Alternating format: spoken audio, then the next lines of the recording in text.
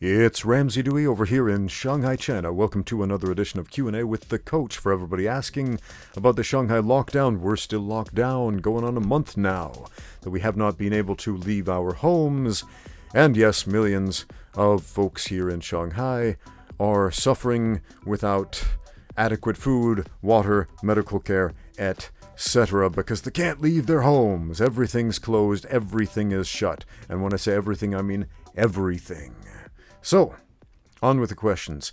Evan Scott says, why fight for sport at all? There's more to this question, but let me answer that right away because it's awesome. The rest of Evan's question. Why fight for sport at all? Not honor. Money? Question mark. Probably. To test one's skills? Question mark. Maybe. If I like any professional fighter, it's Lyoto Machida, and I'm not even sure why he does it. Maybe because it's awesome? There you go, Evan. It kind of sounds like you don't think combat sports are awesome. But anyway, next question. Stell says, Ramsey, a video on the masculinity crisis I think would be great. In my opinion, it's one of the biggest crises and threats today's society faces. I think a lot of men are waking up now, though particularly on the internet. I invite you to search on YouTube, Reject Modernity, Embrace Masculinity. I can't search anything on YouTube right now. My internet's down at the moment. So if you see this video, it means I got my VPN running so I could breach the Great Firewall of China. But at this moment, I can't search anything. So I'm going into this without looking up your recommendation. LOL. Might seem a bit extreme, but helps put in context what I just said about men waking up. Movements are starting. The masculinity crisis. I guess there's one of those going on around the world today. The Chinese government has been making very concerted efforts recently to try to make men more masculine. I guess this is one of the big concerns of China. Chinese men just aren't manly enough, man. Meanwhile, over in America, the communists ruling the extreme left of the socio-political spectrum are doing everything they can to pathologize masculinity, to make men into subpar women. And yeah, man, it's a bit of a mess. And a lot of talking heads on the internet are talking about that. So what can I add to the discussion? What does it say when the communists of America are trying to diminish masculinity, and the communists over here in China, who've been doing communism long enough to realize that a lot of it, well, what works and what doesn't, they're realizing that the diminishment of masculinity does not work in the long run. They're like, guys, we got to step up our manliness game now. Ooh, we made some mistakes along the way. Let's do some error correction. Let's do some course correction. So, how do you be manly? Do you speak in a gruff voice? Do you grow a beard? Do you lose your hair due to androgenic alopecia? Do you put some hair on your chest? Do you spit? Do you fight? Do you grunt? Man. What is a man? Do what you say what you do.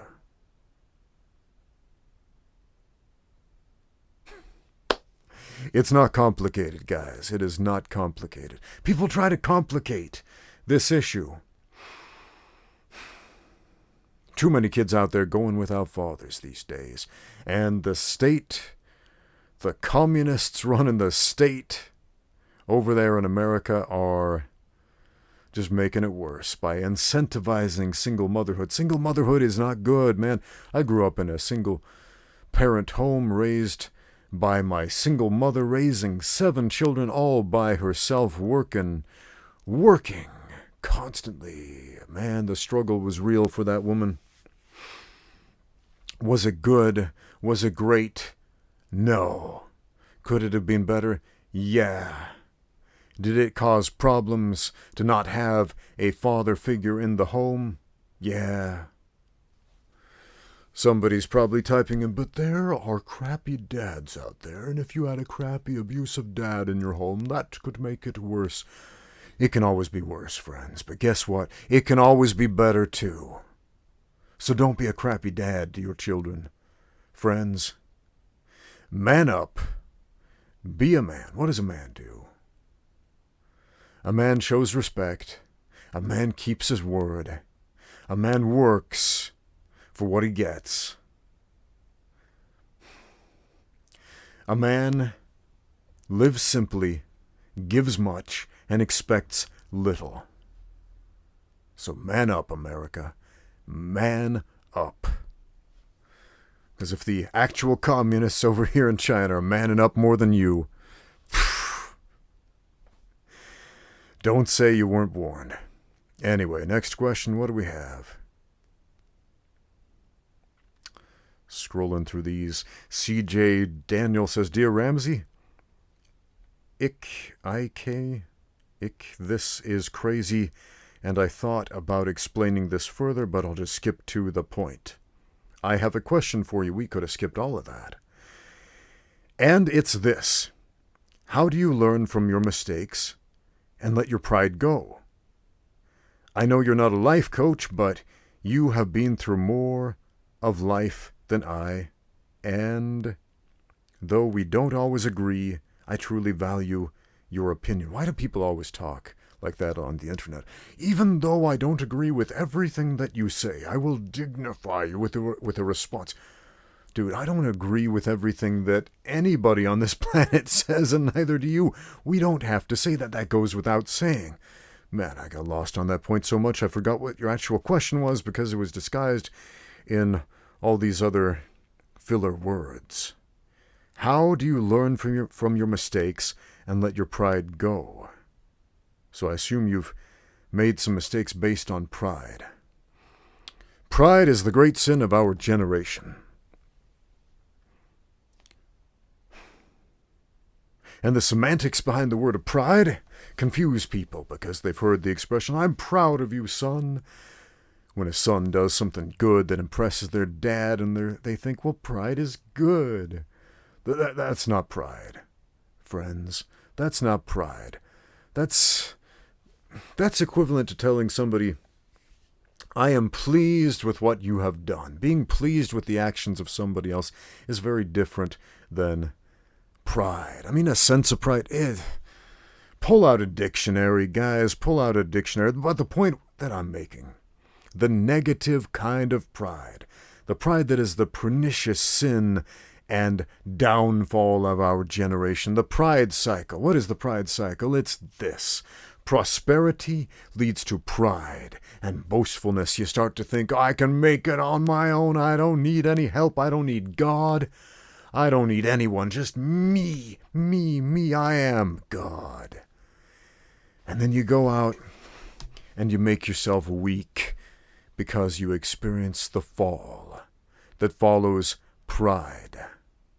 You let down your defenses because you think you're good enough, and then you fail. And then you become weak, and because of your weakness you become humble. And because of your humility you are able to be taught, and you are able to rise up again. And then we prosper again.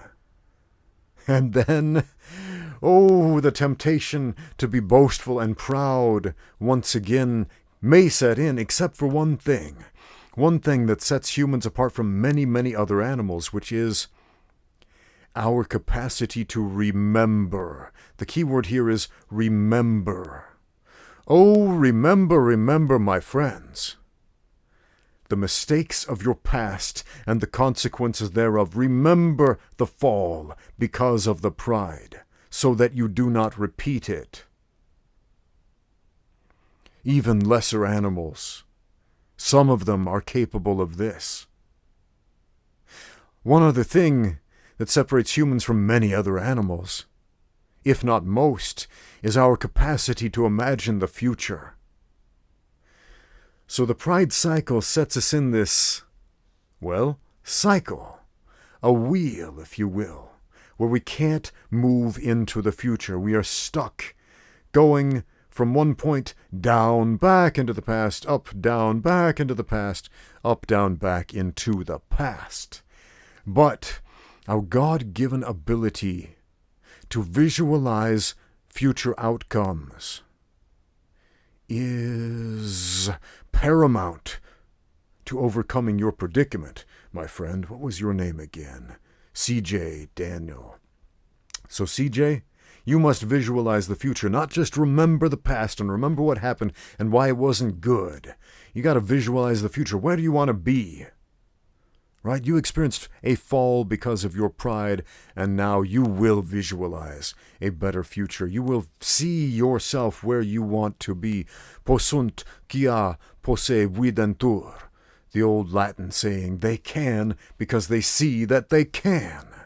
Often mistranslated to, they can because they think they can. It's not enough to think. You got to be able to see it, to visualize it in your mind's eye. And we cannot see anything, not in a figurative context and not in a literal context, without the context of experience. So you got to take some action. That's what experience is. It is action. So when you get caught in a pride cycle, it's always because you're sitting around doing nothing except priding yourself on your ability. Oh, I was a good fighter once, so now I'm just going to sit here on the couch and never train again and just tell myself I'm good enough. I can beat anybody. I can lick any man in a fight because I could do it once. No, you can't. You're not that guy anymore. 7 years later, on a cellular, on a molecular level, you're not even the same organism anymore. That's why it's so important you get out there and train, man. Getting out there and training is planning for the future. Next question.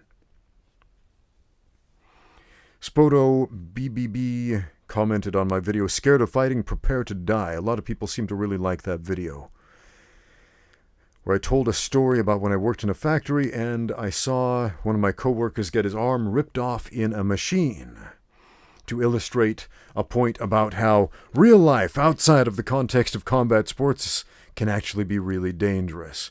Anyway, Spoto BBB says, you saw a man's arm come off right in front of you? Geez, that must have been traumatizing. Well, that's not really a question, but I did want to comment on this. I'm still waiting for the trauma to kick in, I guess. Seeing something gory, seeing something violent isn't necessarily traumatizing. Something gory or violent or bad happening to you isn't necessarily traumatizing. More often than not, the thing that traumatizes other people is inflicting violence on other people. That tends to stay with you. But prior to seeing my coworker get his arm ripped off in a machine, I'd seen other things, man. I saw one of my coworkers collapse out of fatigue, hit his head on the floor, and lapse into a coma in front of me. I don't know if he is alive or dead, to be honest. They took him out on a stretcher, and I never saw him again. But even years before that, I saw a man executed in the streets. I saw people die. I saw people get gunned down and shot to death. Was it traumatic? No. I'm still waiting for the trauma to set in. I don't know, maybe I'm just a weird person. Some people might be traumatized by seeing that. Me,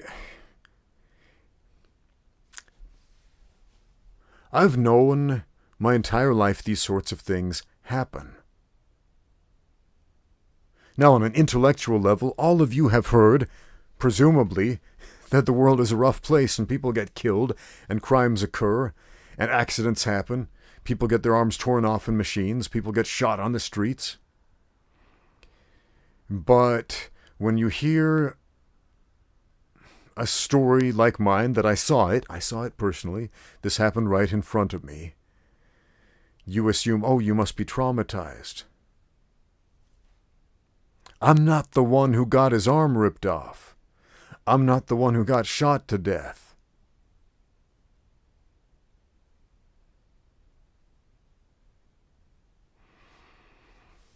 I don't know, man. Is there anything I feel traumatized by? Yeah. Being bullied as a child. That's why I don't take well to bullies, even to this day. I make a very concerted effort to be kind in my interactions on YouTube, in the comment section, with people who are not kind. I try very hard. And it's a good thing because a lot of people, they just have a rough day and they want to vent some steam and they get on the internet and they fall into this little trap where they feel like, it's okay to say something angry to the guy on the screen because he isn't real. Except he is, but it doesn't really register the same way as talking to a real live person. He's just a guy on the screen. He's not real. He can't hurt you. So we're going to talk some smack about him. And most of the time, I try to respond kindly. I try to put myself in their shoes. This is a person who's having a rough day. Okay, I get it. But once in a while, somebody will say something that is so reminiscent to things that bullies and tormentors of mine said and did that it flips some switches, man. That's trauma. It's not the same type of trauma you're thinking of where I'm like, I'm so scared. I saw his arm get ripped off. Yeah, it was gross. It was bad. I didn't like it, but life went on and we got back to work immediately. Man, they had quotas to fill. That was probably the more traumatic thing.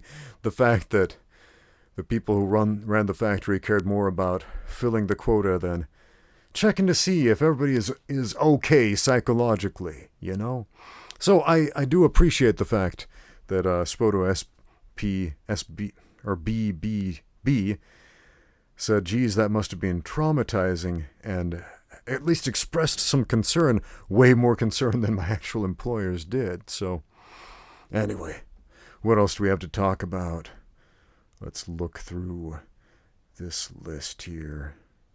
Oh, this isn't a question. This was a screenshot of a translation from the local police here in Shanghai saying, everyone, recently Net Security informed us that foreign forces are encouraging Chinese residents to knock on the pot to protest. At present, some communities have knocked on the pot. I don't know if that's a bad translation or if people are literally knocking on pots to protest. Maybe that means like stir the pot. I don't know. This activity is a conspiracy instigated by foreigners. Whoa.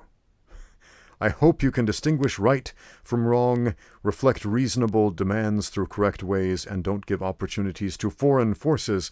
Thank you. That worries me a bit.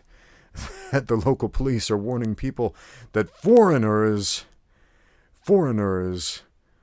are rabble-rousers. Yeah, man, I get enough weird looks in this country. Oh. What else do we have? Skinny Bruce Lee says, hello, Ramsey, can I ask you, how long does it take to get better at sparring? I always turn into a punching bag every time I spar. Look, Skinny Bruce Lee, it's going to take about 100 hours of live sparring to get any good at it. About 100 hours. Now, if you're getting hurt by punching bag, if you mean they're just walloping you and hurting you, tone down the sparring. Make sure most of your sparring is light contact. I've made a whole playlist of videos on this topic. Go watch that. Otherwise, you will not be able to sustain 100 hours of hard sparring. That'll kill your brain, dude.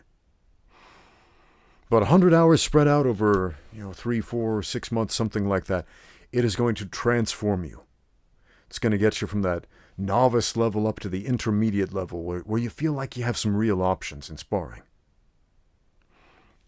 Skinny Bruce Lee also says, can I also ask, how do I increase my punching speed without any equipment? And my answer to you is pull your punches back faster. And not just with your arms, but with your shoulders. If I throw a punch out there and I leave it there, it's pretty slow. If it goes out and comes back fast both ways, guess what? Now you have that punch rechambered for the next one faster. Next question.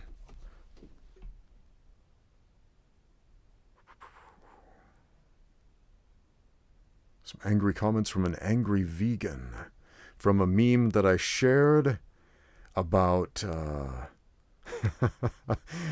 former Belgian minister, what was her name? I can't remember. She was a morbidly obese woman who somehow ended up being the Belgian Minister of Health, who advised citizens not to eat any eggs, next to, who was this bodybuilder?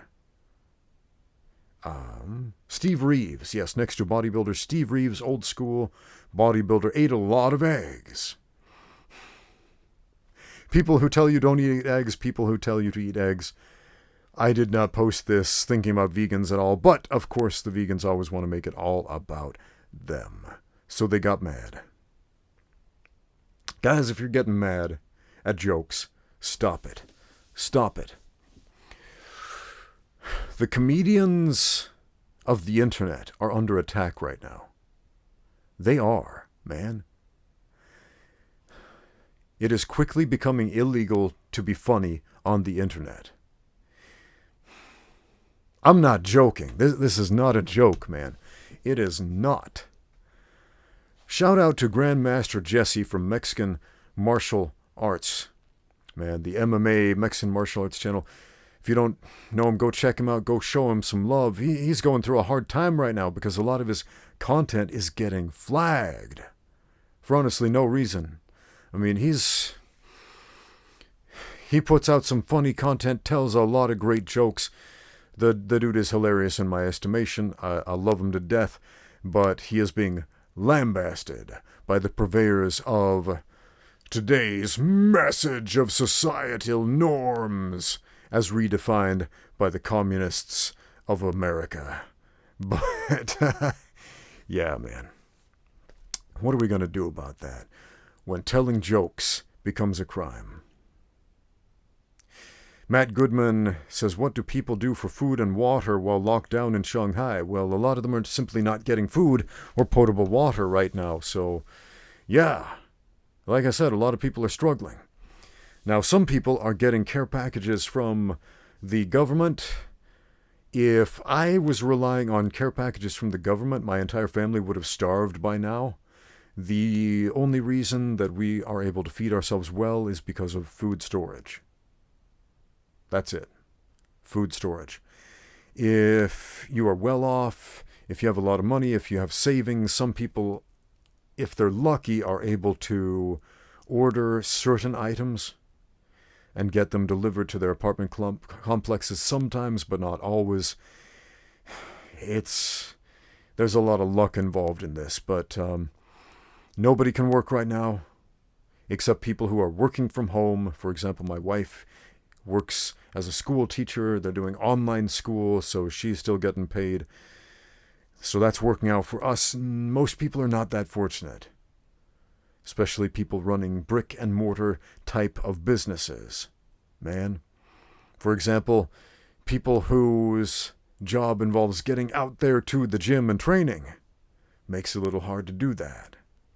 So what are people doing for food and water? Well, the unlucky are not.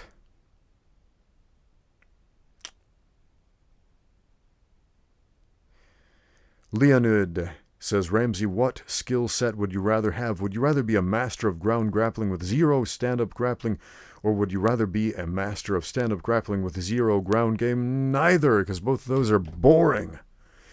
Boring as hell, man.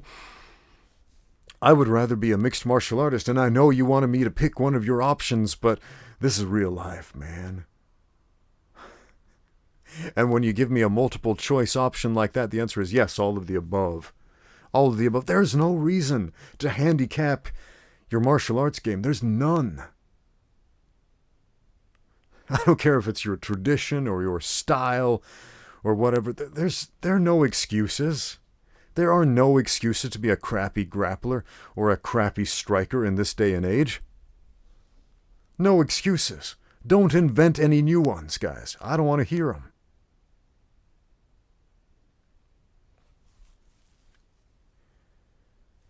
James Smith sends in a question. Oh, William James Smith III. He says he's from California, USA. He also comes from a Taekwondo background. He has won the national and state championships. Oh, cool. And as well as international tournaments. I am one of the top ranked fighters in the U.S. right now with a goal of making the national team and going to the LA 2028 Olympics. I also wrestled varsity in high school, and I've been doing BJJ for a little less than a year now to be well-rounded. That's awesome, man. It's great. Taekwondo guy doing exactly what I was just talking about there, not limiting himself to just one thing. He's learning how to strike, learning how to grapple. That's awesome, man. Let's see what the question is.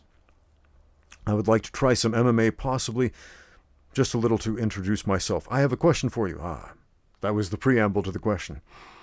There is a man in China who I have heard of who is an MMA fighter who went around challenging traditional Chinese martial artists, proving their ineffectiveness in any actual combat sport via destroying them in fights, who got in huge trouble for doing that and as a result faced severe legal punishment and had his gym shut down.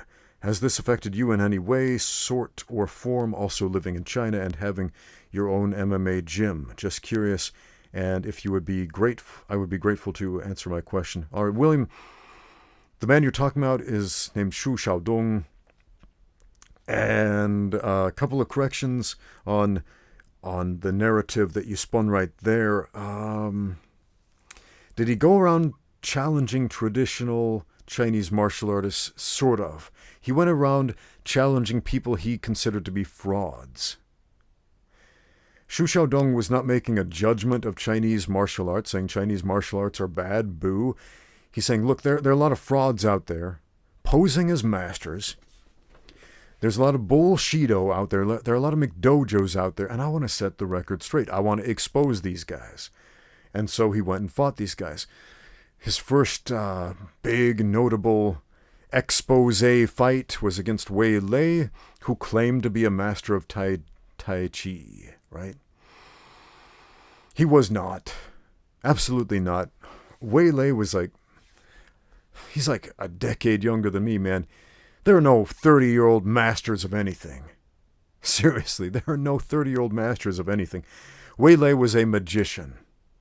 He was a magician who would perform martial arts magic tricks like holding a bird in his hand with a string tied to its foot and tied to its finger and say, look, I'm using my chi energy to prevent the bird from flying away. What the heck does that have to do with Tai Chi? Nothing. With martial arts, nothing. With molding the minds of impressionable, stupid people? Maybe. But that's not the same as martial arts. Anyway, so Wei Lei is going out. He's being a fraud. Xu Xiaodong is like, you know what, let's fight. They fight. Wei Lei gets mollywomped within seconds.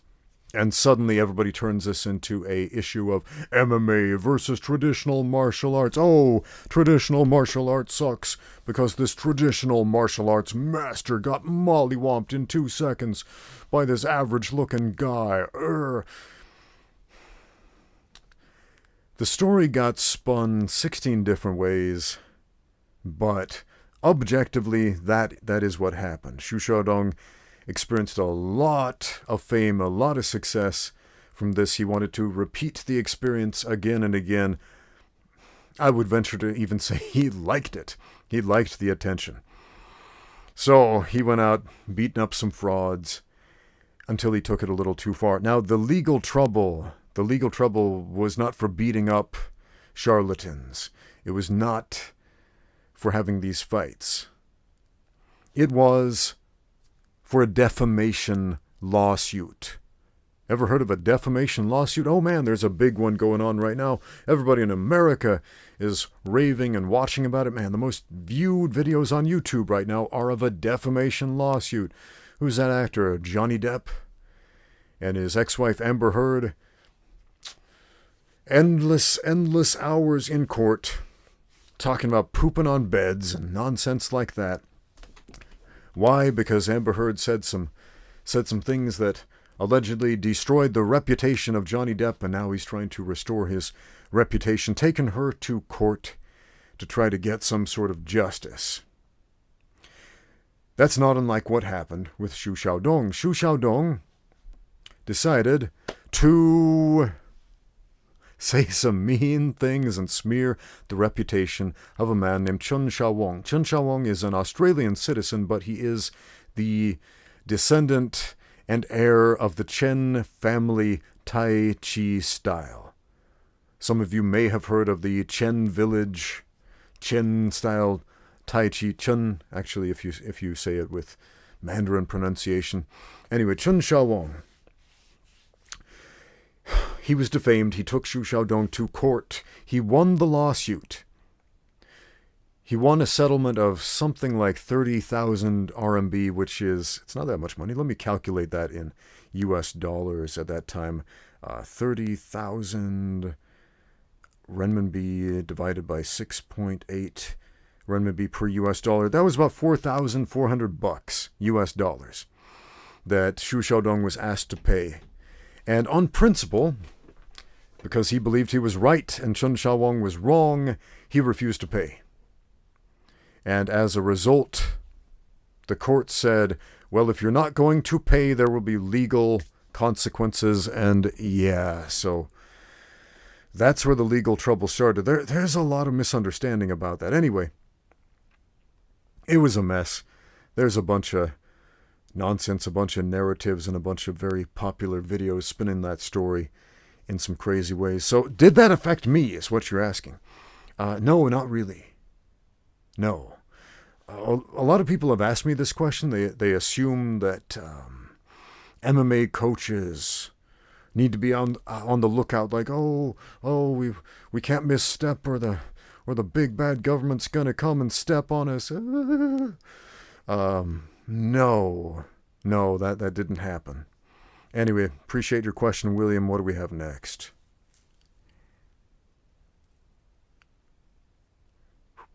Scrolling through the questions. This is not a question. This is a angry comment that I want to respond to. So, I have made several videos about the Shanghai Lockdown since we first got locked down and locked inside a month ago. On the first one, we got a response from Kate 1002947764. You probably shouldn't be giving out your phone number on the internet like that, Kate, but anyway.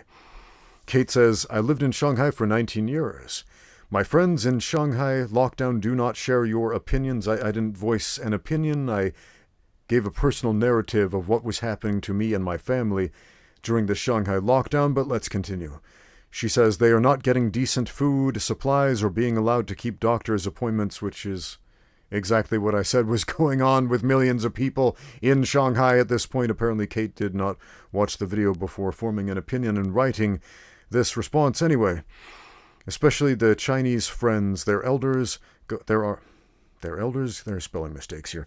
Going without vital, heart, blood pressure, diabetes medicine, and one was separated from her 8-year-old son who was dragged away into quarantine on his own. Lots of people have been dragged away into quarantine, so much so that the quarantine camps have filled, and they started filling the streets with tents as makeshift quarantine camps. On the plus side, at least those folks got to go outside for a change. Not saying it's good, man, it's just what is happening. Again, personal narrative of what's going on. These are not opinions, these are facts. But Kate is complaining and she's mad. She says, my former colleagues without a hukou, they are beyond desperate for food. Lucky you were a foreigner. Too much bad press to let you suffer, as the Chinese people are. Dude, I'm not suffering because we've got food storage. And that's the only reason, as I said before, and as I said in that very video that she's complaining about, the only reason that we haven't starved is because we have food storage. I don't know what she's going on about. All those points about how people are not allowed to get, what do we call it, healthcare? Yeah, I addressed that in that video. Anyway, Kate, you're full of it. Watch the videos before commenting next time. Anyway, that just kind of made me mad. What else do we have?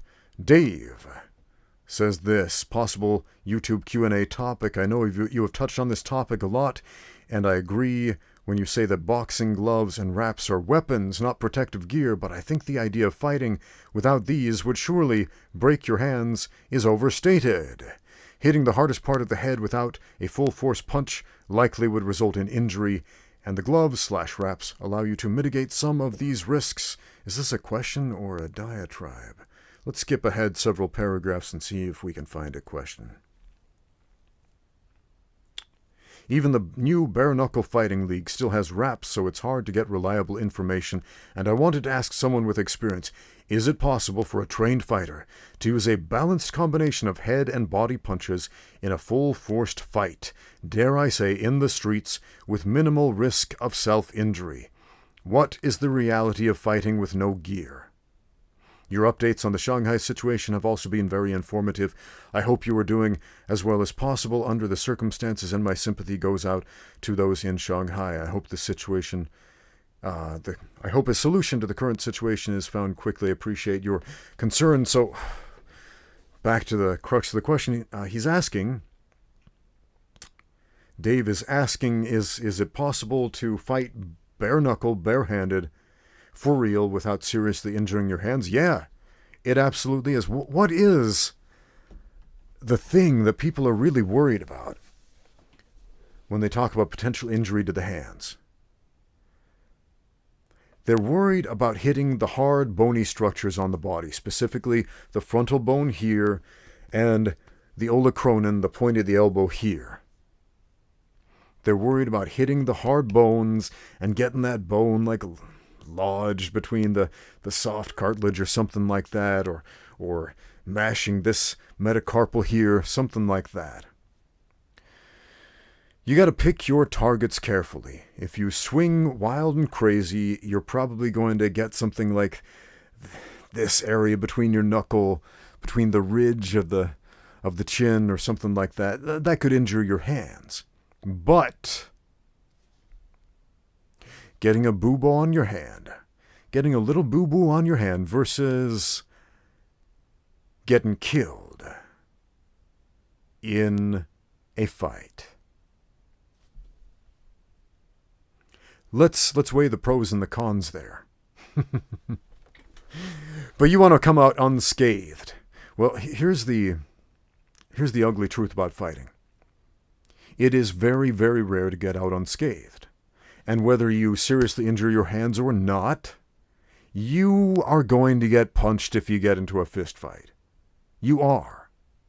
If you get into a knife fight, you'll get stabbed. You get into a gunfight, you'll get shot. That's the reality of it. You get into a fight of any kind, you will sustain damage to your body. Not just your hands, but your body. But can you minimize damage to your hands? Yeah. Pick your targets carefully. Don't punch the forehead. Punch the side of the chin, not the edge of the chin, the side of the chin. Punch the neck. Punch the softer parts. Punch the ear. Punch the temple. These things are much easier on the hands than the frontal bone or the elbows. Set up your punches. Do you remember when everybody was breaking their legs, throwing leg kicks in the UFC? Remember when Corey Hill, Anderson Silva, that dude who knocked out Anderson Silva, blanking on the name. You know, Chris Weidman. Yeah, Conor McGregor, all these fighters breaking their shins after throwing leg kicks. And a lot of people said, well, they didn't condition their shins enough. No, man, these are pro fighters who spend a lot of time conditioning their shins. Their shins are tough. They're tough guys. The problem is, at that particular moment, their setup was not good enough, and their opponent saw it coming and checked it. And their shin got injured. Because that's what checking a kick does. It injures a leg, and sometimes it can even break it. And it's a positional issue. It is a positional issue, not a conditioning issue.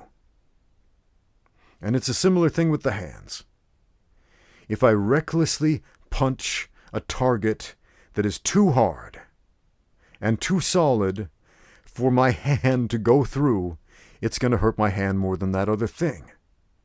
If I hit something like this that will move the head, if I hit something like this where my fist and my knuckles can penetrate, good, I'm golden. But to get there, people aren't like the Bob punching bag that don't have arms.